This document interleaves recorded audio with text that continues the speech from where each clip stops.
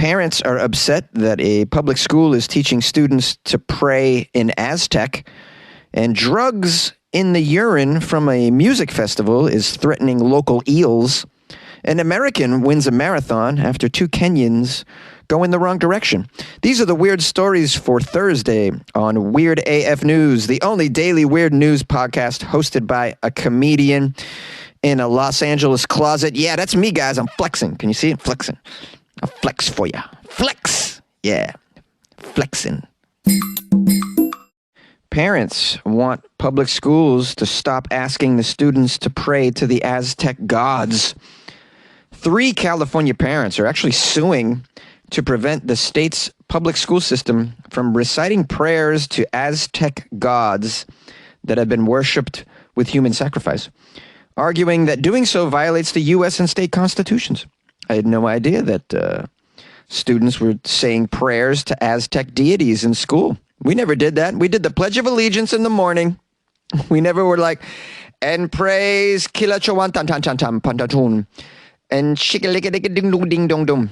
Are these, I'm just trying to create my own Aztec gods here. I don't, Chapultepec? Is that a, I feel like that's an Aztec god. Chapultepec? Maybe that's a type of cheese. I don't know. Oh, I got one. Quetzalcoatl. That's definitely a serpent god, I think. Well, this issue emerged earlier this year. They're very serious about this. Some researcher reported that a particular aspect of the California state's ethnic studies curriculum suggests chanting. These chants invoke the deity Texcatlipoca. Texcatlipoca. I was very close. Texcatlipoca is a, I can't say this, is an Aztec god that was honored with human sacrifices.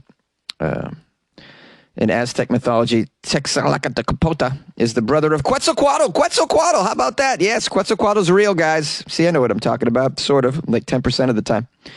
All of these deities, there's 2 others that I can't pronounce. All of them appear to be invoked in a chant. But what about this chant? When does this chant occur? Right before dodgeball in the gymnasium? I don't understand.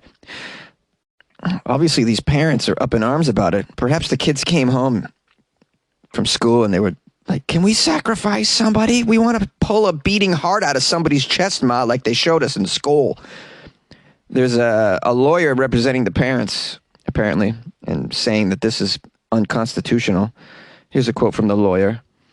Our clients are not opposed to having students learn about different cultures and religions, of course, including the practices of those Aztecs. But the California State Board of Education's approved ethnic studies curriculum goes far beyond that by directing the students to pray to Aztec deities. You know, this portion of the ethnic studies model curriculum is not only offensive to all, but blatantly unconstitutional. So apparently, as part of the ethnic studies, they're like, okay, we're going to teach you about the Aztecs. Hey, kids, let's learn an Aztec prayer. Now, the Board of Education in California and the Department of Education are listed as defendants in this new complaint. And then the defendants are saying that, promoting the use of Aztec prayers is just not okay. And I don't know how I feel about this. I mean, if they're just screwing around, let's do a prayer for fun. So what? I mean, you're reading the Odyssey in class. It's a long poem, right? That has a lot of sacrifices going on as well. Mostly animals, but there's a lot of crazy shit in there. Homer was really pushing the boundaries. I don't know. This is somebody's culture. This is part of their history. Maybe, I highly doubt that they're making the kids do it every morning or every day in class. They probably just like, hey, let's read one of their prayers. Let's see how weird it is. Let's just take in some of their culture. They probably did it once. And so I don't see why you got to upset the apple cart by suing the school at this point. Take the kid out of the class if you don't like it. I mean, it's everybody that's, this gets me, like, you're displeased with a situation. You're one of a billion people that is displeased with it. And then you go and try to change the whole thing because you're uncomfortable. This is 3 parents out of how many? And, I'm not a parent. Maybe I shouldn't even be making this judgment. But if I was a parent, I'd be a reasonable parent and I wouldn't sue the school. I would take my kid out of that class if I disagreed with the curriculum. Curriculums are, arbitrary. They're according to the teacher, according to the school. You get one curriculum here, one curriculum there. You have choices. If you don't like it, you go to, it's like if you don't like my comedy show, go see Fluffy down the street. You have options. I don't know why I said Fluffy. And by the way, I never learned cool crap like this in my public school education. We learned some boring stuff, I'm telling you right now. I would have loved to have learned some sort of Aztec sacrificial chant. That would have been very exciting. That would have actually had me paying attention in school. I would have been like, wow, this is weird. I'm in. I'm all in. I'm not skipping school tomorrow. We're going to learn about the Mayans. I just like this stuff. I think it's cool. But, that's my taste. What do you guys think about this whole story? Call the show, please. 646-450-2012. I'd like to hear from some parents as well. Traces of cocaine and MDMA in public urine is posing a threat to some eels. Public urination at the Glastonbury Festival led to illegal drugs entering a river running through the famous site in southwestern England, potentially harming some local wildlife, according to a study. Researchers at Bangor University in Wales discovered very alarming levels of cocaine and MDMA in the White Lake River, which runs through Worthy Farm, which is where this very huge popular music festival, the Glastonbury Music Festival, is usually held. More than 200,000 people go to this festival. That means 200,000 people peeing cocaine and Molly into the river. There's still traces of it in the river, apparently. Where is this place? I need to go for a swim.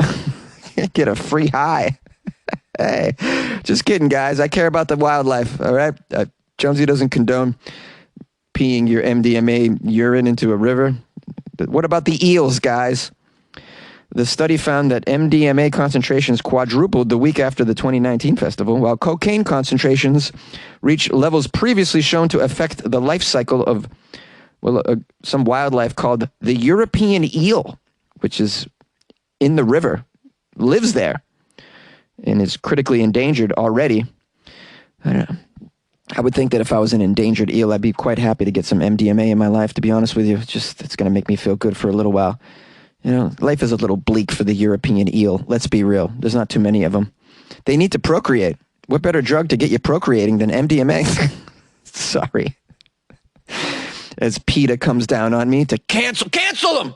Cancel him! At his little podcast recorded in a closet.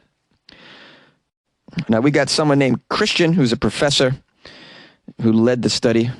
Christian said that the levels of illegal drugs were high enough to be classified as environmentally damaging. He added, though, that the levels of drugs in the river declined pretty quickly after the Glastonbury Festival is over. For sure, because the river runs, just runs away. So whatever little hamlets lie south of that river, or wherever direction the river's flowing, that wildlife is going to get high. Notice I said hamlet, which is something they still use in England, I think, to describe a very small town, which is hilarious to me that you would still use that word. But okay, you guys still want to do what you want to do over there. The study was done with a master's student and the Center for Environmental Biotechnology. They measured levels of illegal drugs in the river before, during, and after the last Glastonbury Festival. Researchers say the increase in drug levels had come from festival goers urinating in public, causing the chemicals to eventually enter the river, which happens particularly quickly in wet weather conditions. What are people just like walking to the edge of the river and just pissing in it during the festival? It just seems very... Well, these festival goers, they never have manners. They're just a bunch of animals, really. Just like, hey, right music. Give me some drugs and some music. I want days of drugs and music. I don't even know how you can take this many drugs and even enjoy the music.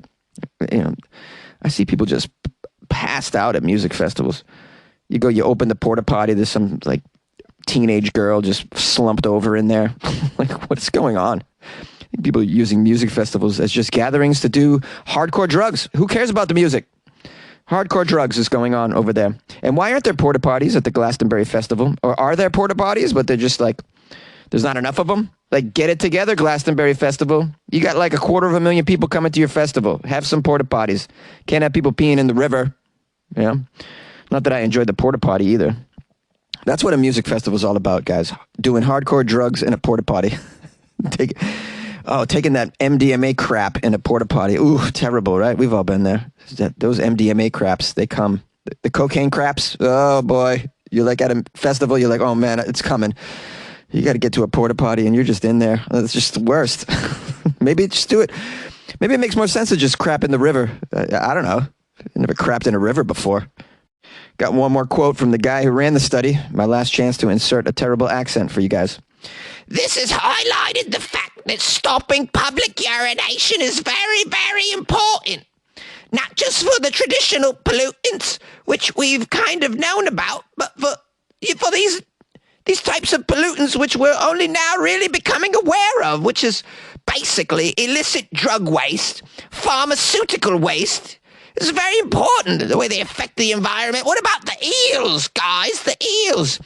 And those little bunnies with sharp teeth. Sharp teeth. You like podcasts? You're listening to my podcast. Maybe you thought to yourself, I'd like to make a podcast. Too difficult. No, not with Anchor. Anchor has free creation tools that allow you to record and edit your podcast from your phone or your computer. Anchor distributes your podcast to Apple, Spotify, Stitcher, and more. They have advertising integration, so you can even make a little money off your podcast. Everything you need to make a podcast in one place. Download the free Anchor app or go to anchor.fm to get started. And good luck with your podcast. Good luck with your creation. Good luck with your life, man. An American won a marathon after 2 Kenyans went in the wrong direction. Tyler Pence from Illinois won the Quad Cities Marathon, but only after 2 Kenyan runners accidentally took the wrong route. This is the only way a white guy is going to win a marathon these days, is if the Kenyans go the wrong way. Jonesy, how can you say that? That's racist. What are you saying about white people? I'm saying we're not as fast. That's what I'm saying. Yeah, you want to cancel me? Cancel me! Canceled in yet another segment on this show. Kenyan runners... this is a difficult name. I'm going to try it, though. Elijah Mwangange Saulo. And the other Kenyan runner's name is just Luke. Luke Kibet. Very easy. Very different names, by the way. Parents were obsessed with Star Wars. So Elijah and Luke were far ahead of the white guy, Tyler, midway through the race when they spotted a volunteer bicyclist who accidentally led them into the wrong direction. Oh, one of Tyler's buddies on a bike. It's like, hey, Tyler, no worry, buddy, I got this. Hey, guys, follow me. The race is this way through the cemetery. The 2 Kenyans followed the cyclist, who instead of turning in the direction of the path, biked straight ahead and in the wrong direction. Not towards the finish line, that's for damn sure. He took him to an ice cream stand. Like, hey guys, we're at Dairy Queen. Have a seat. No, the race is probably over by now. You've been running 7 miles in the wrong direction. Sorry about that.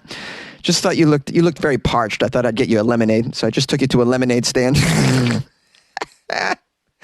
Oh, this is outrageous. The idea that someone would do it on purpose just makes me giddy. I'm sure that's not what happened. It was a mistake.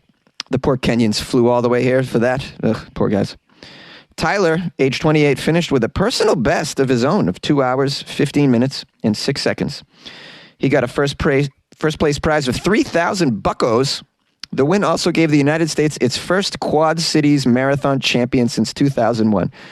Yeah, because we don't win these races. My goodness. We don't win the races that happen here, these marathons in our own country. We're just like, hey, if I can get in the top 10 as an American, that's a big win. After the race, Tyler said, this is my impression of Tyler, who won the race. Oh, bro, it was pretty obvious, man, which way runners were supposed to go. Yeah, he was not sure I wasn't sure what these guys were even thinking. Saulo and Kibet, these Kenyans, man, what were they doing? Anyways, I was about 20 seconds back, so I kind of saw it happen, but bro, I'm not going to shout, I'm not going to fix it. It's not my job, bro. Not my job. I like how Tyler just took I plead the fifth. I saw them running into the forest off to the side of the road. I thought it was strange, but I'm thinking maybe they got to pee. That's why I'm not going to stop them from peeing. Race officials are reportedly considering how they might compensate both the Kenyan runners. The race director named Joe confirmed that the volunteer cyclists actually went the wrong way, but blames the Kenyans for ignoring what he says are clear markers and signs that indicate where the road is. Yeah, I don't know what you do, how to fix this situation. I feel bad for the Kenyans on some level, but I don't know. Is this their first race? You got to pay attention to the signs. That bicyclist, though, that could be confusing. I mean, we don't know. I wasn't there. Maybe the bicyclist is like, this way, guys, this way. I don't know.